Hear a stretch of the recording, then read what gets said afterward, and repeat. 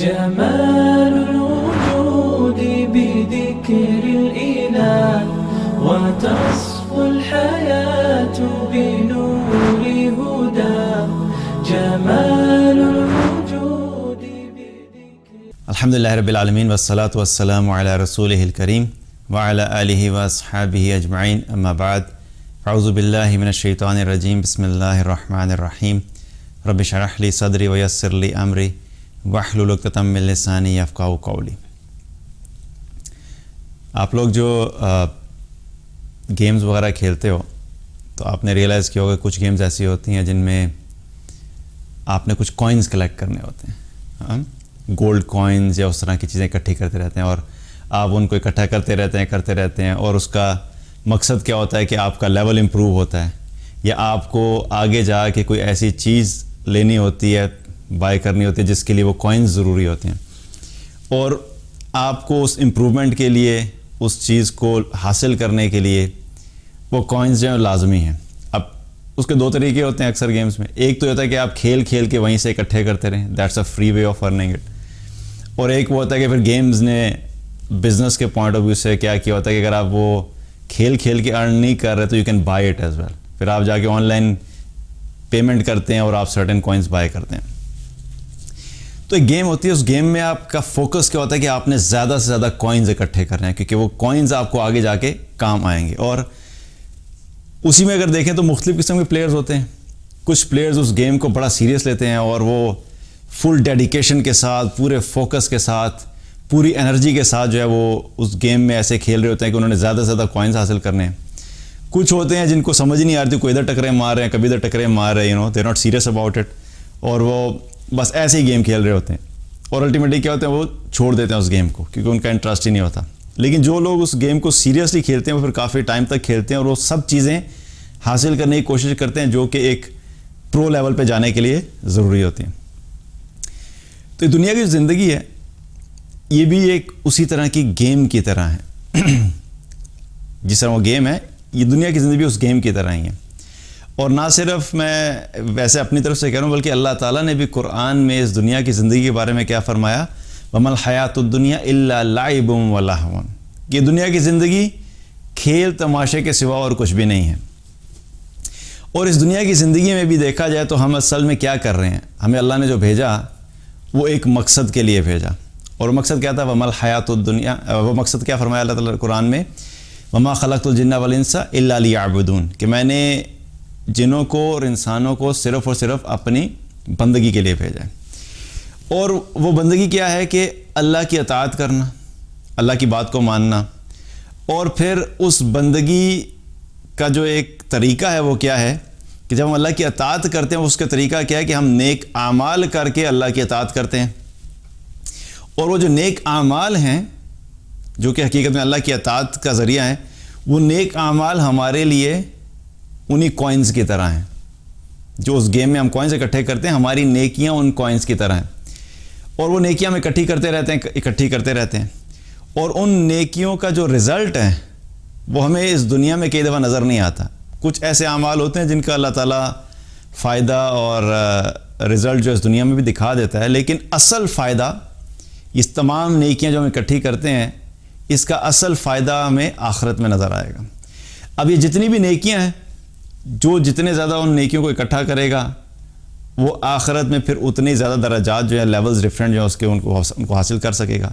اور سب سے امپورٹنٹ چیز، یہ نیکیاں کس لیے ضروری ہیں ہمارے لیے، کیونکہ ہم نے آخرت میں کامیاب ہونا ہے. اور کامیابی کیا ہے، جنت. تو جنت کی ایک قیمت ہے اور اس جنت کی قیمت کیا ہے، یہ اعمال ہے. تو دیکھا جائے تو اللہ تعالیٰ نے ہمیں اس دنیا میں بھیجا.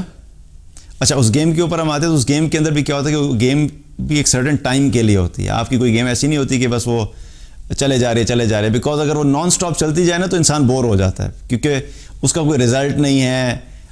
انسان کے اندر اللہ نے ایک ایسی فیلنگ رکھی ہے کہ انسان اپنی کسی بھی کوشش کو جو ہے اس کا رزلٹ دیکھنا چاہتا ہے کہ میں نے جو کچھ بھی کیا ہے مجھے بتائیں کہ میں نے کیسا پرفارم کیا ہے. اگر اٹینڈنس کی بات کی جائے تو اٹینڈنس میں بھی کیا ہوتا ہے، کچھ لوگوں کو شوق ہوتا ہے کہ اچھا اٹینڈنس کی بارے میں مجھے بتائیں کہ میری اٹینڈنس کتنی ہے. کچھ ہوتے ہیں مارکس کے پوائنٹ آف ویو سے، کچھ لوگ پڑھائی میں ایسے ہوتے ہیں کہ وہ زیادہ پڑھتے ہیں بیکاز ان کو یہ چیز دیکھنی ہوتی ہے کہ میں باقیوں کی نسبت میری کیا سٹینڈنگ ہے. تو انسان کے اندر اللہ تعالیٰ نے یہ فطرتی طور پہ ڈالی ہے. لیکن اگر یہ چیز ختم ہو جائے کہ بھئی نہیں ٹھیک ہے بس آپ پڑھتے رہیں اور ایگزام بھی نہیں ہوگا اور آپ کو بتایا نہیں جائے گا کہ آپ کی پوزیشن کیا ہے, دوسرے کی پوزیشن کیا ہے, باقی لوگوں کی پوزیشن کیا ہے, تو انسان کے اندر سے اس کی موٹیویشن ختم ہو جاتی ہے. اسی طریقے سے دیکھا جائے تو دنیا کی زندگی میں بھی اللہ تعالیٰ نے ہمیں جو بھیجا وہ اینڈ لیس ٹائم کے لیے نہیں بھیجا. جس طرح اس گیم میں ایک خاص ٹائم ہوتا ہے, اس خاص ٹائم میں آپ نے کچھ چیزیں اچیو کرنی ہوتی ہیں, اسی طریقے سے اللہ تعالیٰ نے ہمیں جو دنیا میں بھیجا ہے وہ بھی ایک خاص ٹائم ہے ہمارے پاس. ہر انسان کے پاس جو ہے ایک خاص ڈیوریشن ہے, اس کے پاس ایک ٹائم ہے, اس ٹائم کے اندر اس نے وہ ساری نیکیاں اکٹھی کرنی ہیں. اب وہ ٹائم کیا ہے؟ وہ ہے ایک زندگی. اللہ تعالیٰ نے ہر انسان کو صرف ایک زندگی دی ہے. اس ایک زندگی کی ڈیوریشن مختلف ہو سکتی ہے.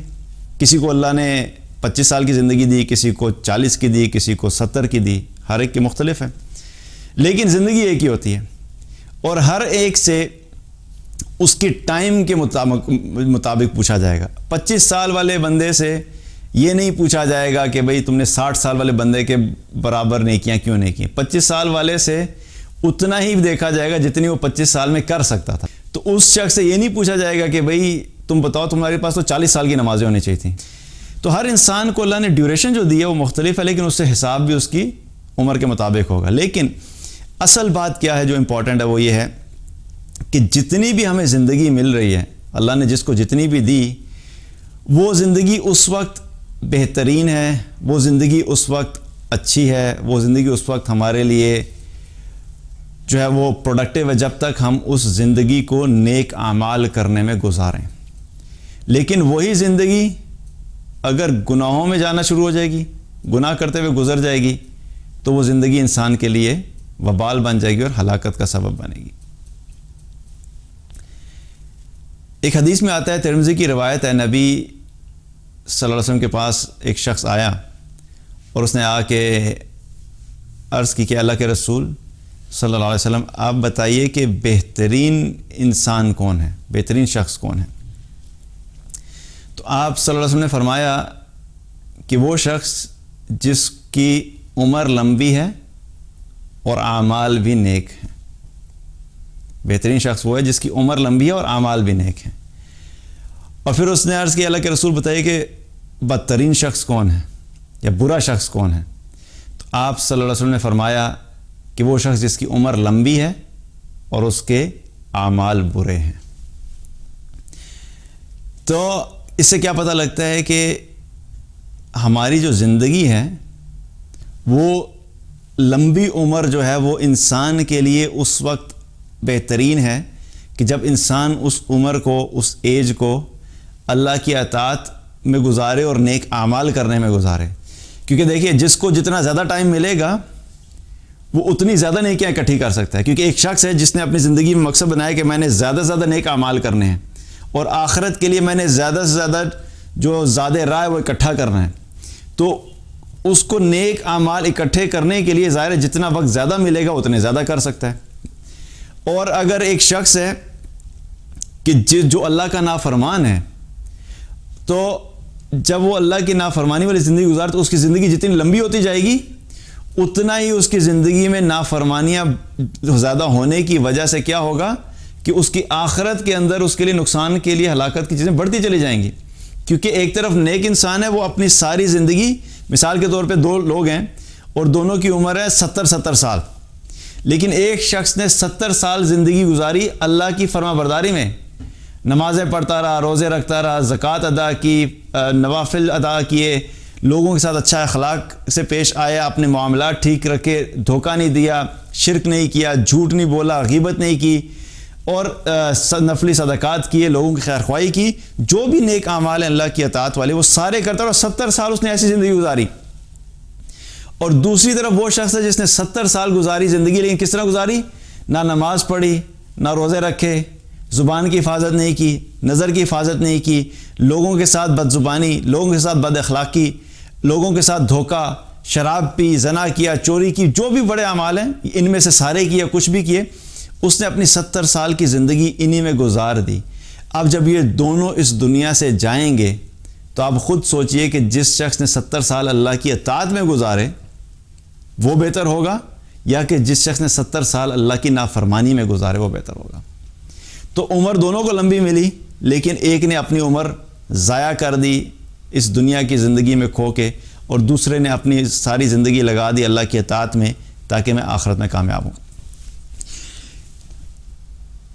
ابو ہریرہ رضی اللہ عنہ سے روایت ہے، وہ فرماتے ہیں کہ ایک مرتبہ انہوں نے ذکر کیا کہ قبیلہ قضاع کے 2 لوگ جو تھے وہ ایک ساتھ مسلمان ہوئے. ایک قبیلہ قضاع، اس کے 2 لوگ ایک ساتھ مسلمان ہوئے، اور جب دونوں ایک ساتھ مسلمان ہوئے تو ایک ان میں سے جو تھا وہ اللہ کی راہ میں شہید ہو گیا، اور جو دوسرا تھا اس شہید ہونے والے کے 1 سال کے بعد وہ دوسرا بھی جو ہے اس کی بھی وفات ہو گئی، وہ بھی وفات پا گیا. تو طلحہ بن عبید اللہ رضی اللہ عنہ فرماتے ہیں کہ میں نے ان دونوں کو خواب میں دیکھا، اور جب میں نے خواب میں دیکھا تو میں کیا دیکھتا ہوں کہ جو شخص بعد میں فوت ہوا ہے وہ شہید کے مقابلے میں جنت میں پہلے جا رہا ہے. تو جب وہ خواب سے بیدار ہوئے تو رسول اللہ صلی اللہ علیہ وسلم کے پاس گئے، اور آپ صلی اللہ علیہ وسلم کے پاس جا کر اپنا خواب بیان کیا کہ اللہ کے رسول میں نے اس طرح خواب دیکھا. تو آپ صلی اللہ علیہ وسلم نے کیا فرمایا کہ طلحہ اس میں اتنی حیرانگی والی کیا بات ہے، تعجب والی کیا بات ہے؟ کیا جو دوسرا شخص تھا کیا اس کو 1 سال ایکسٹرا نہیں ملا؟ کیا اس نے اس 1 سال میں رمضان کے روزے نہیں رکھے؟ کیا اس نے اس 1 سال میں کئی ہزار رکعت نمازیں پہلے والے کی نسبت زیادہ نہیں ادا کی؟ تو جب اس نے زیادہ ادا کی ہیں تو ظاہر ہے وہ جنت میں پہلے جا رہا ہے. تو کیا پتہ لگا کہ 1 سال جب ان کو ملا دوسرے شخص کو تو ظاہر ہے اس نے اس 1 سال میں اپنے لیے اور نیکیاں اکٹھی کی، کیونکہ قیامت والے دن بھی کیا ہوگا کہ جو نامہ اعمال جو میزان قائم کیا جائے گا تو اس میزان میں ایک طرف نیکیاں رکھی جائیں گی اور ایک طرف گناہ رکھے جائیں گے، اور یہ دیکھا جائے گا کہ جس کی نیکیاں بڑھ گئیں وہ کامیاب ہو گیا، جس کے گناہوں والا پلڑا بھاری ہو گیا وہ ناکام ہو گیا. تو اس 1 سال میں دونوں صورتوں میں کچھ تو اکٹھا کر رہے ہیں ہم، یا تو اس 1 سال میں ہم نے نیکیاں اکٹھی کی تو ہمارا جو نیکیوں والا پلڑا بھاری ہو جائے گا، اور اگر اس 1 سال میں گناہ اکٹھے کیے تو گناہوں والا پلڑا بھاری ہو جائے گا.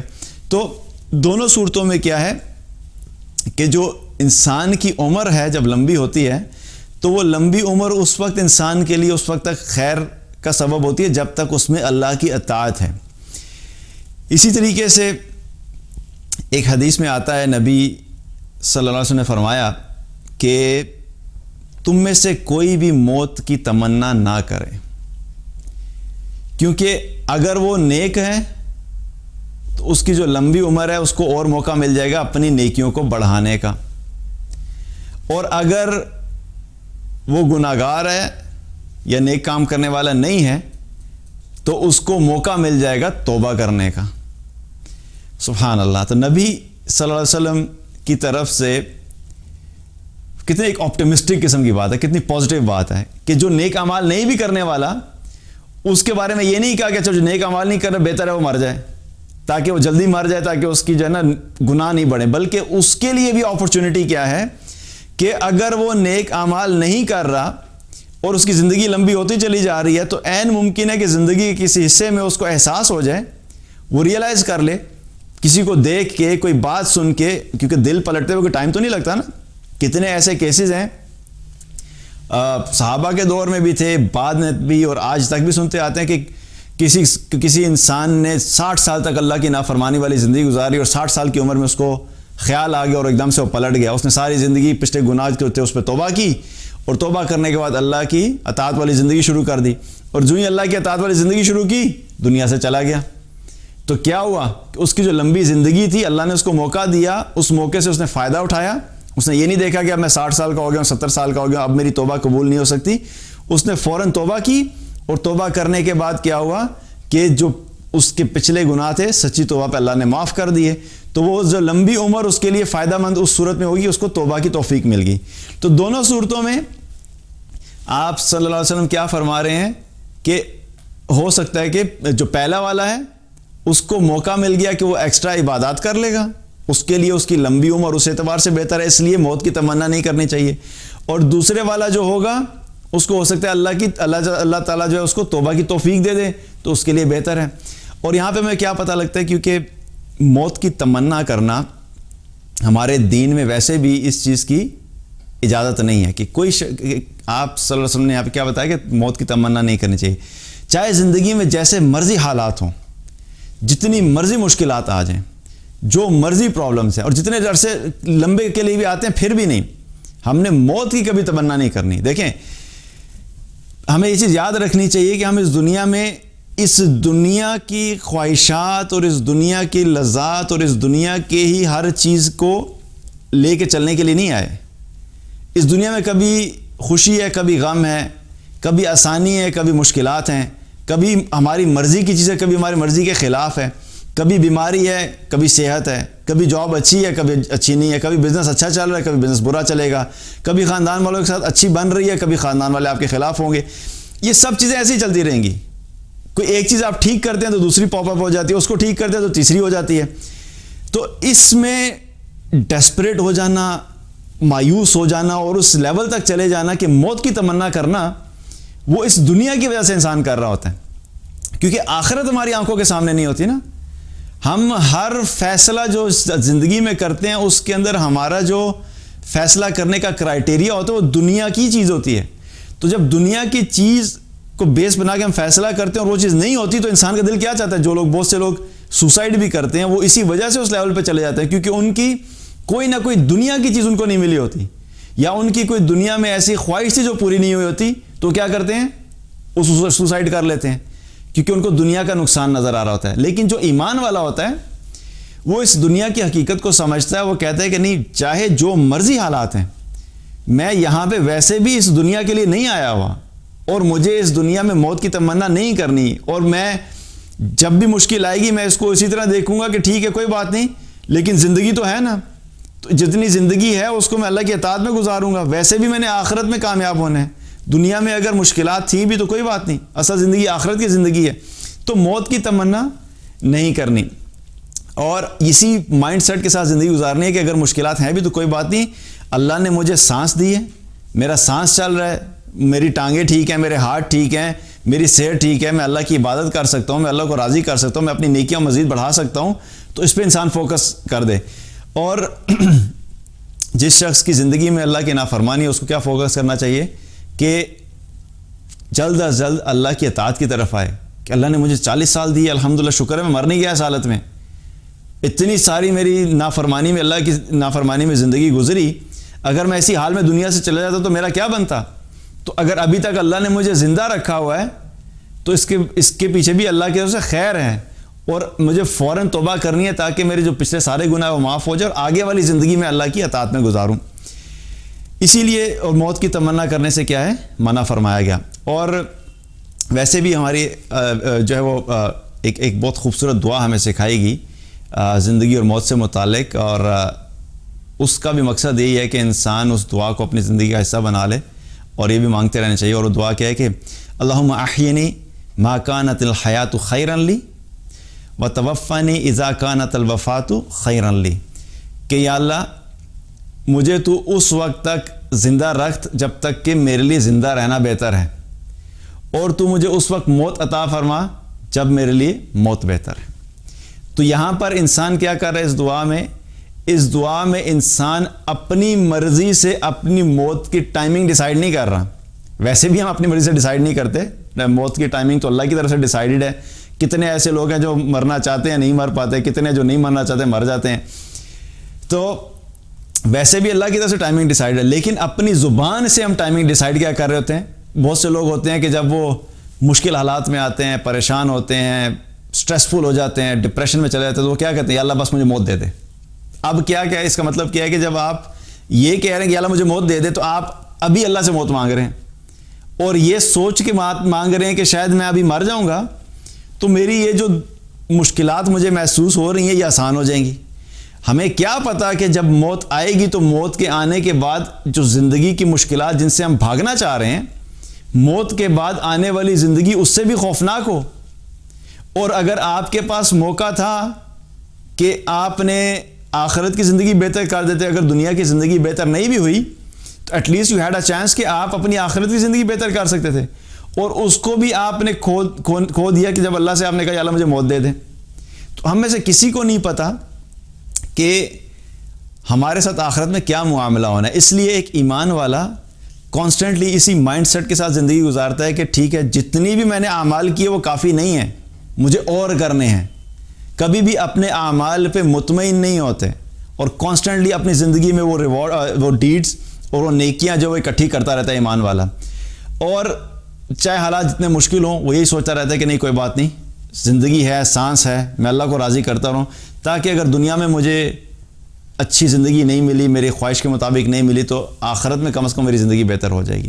تو ایمان والے کے لیے دونوں صورتوں میں کیا ہے کہ لمبی زندگی اس کے لیے خیر کا سبب اس وقت تک ہوتی ہے جب تک کہ وہ اللہ کی اطاعت والی زندگی گزارتا ہے. تو یہاں سے ہمیں کیا پتہ لگتا ہے کہ ہمیں اللہ تعالیٰ سے دعا یہی کرنی چاہیے کہ اللہ ہمیں اطاعت والی زندگی عطا فرما, اور جب تک ہمارے لیے زندہ رہنا بہتر ہے تب تک ہمیں زندگی عطا فرما, اور جب اس دنیا سے جانا بہتر ہے, موت بہتر ہے, تو اس وقت ہمیں موت عطا فرما. اور جب فیصلہ ہم اللہ پہ چھوڑتے ہیں تو پھر اللہ کو پتہ ہوتا ہے کہ اللہ تعالیٰ ہر بندے کے لیے کون سی چیز کس وقت اس کے لیے بہتر ہے.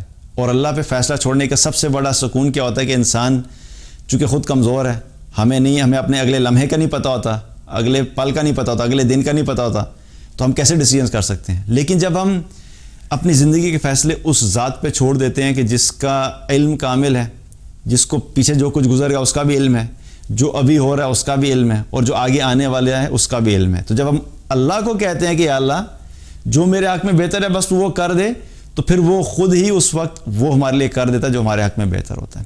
تو اللہ تعالیٰ سے دعا ہے کہ اللہ تعالیٰ ہمیں جو بھی زندگی عطا فرمائے اپنی اطاعت والی زندگی عطا فرمائے, اور جب اس دنیا سے اٹھائے تو کلمہ ہماری زبان پہ جاری ہو, اور اللہ تعالیٰ اپنی رضا کے ساتھ ہمیں اٹھائے. بارک اللہ علیکم. السلام علیکم ورحمۃ اللہ وبرکاتہ.